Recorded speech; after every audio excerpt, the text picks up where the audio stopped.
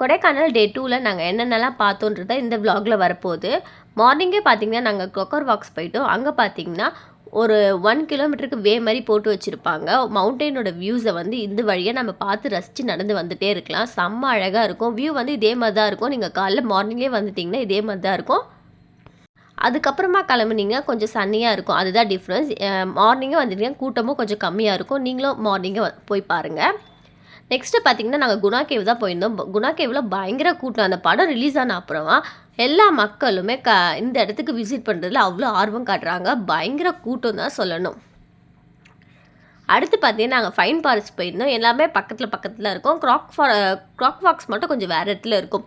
இந்த fine forest, pillar rock, அதுக்கப்புறம் Guna cave இதெல்லாம் வந்து பக்கத்துலேயே வந்துடும். 1 கிலோமீட்டர் டிஸ்டன்ஸில்.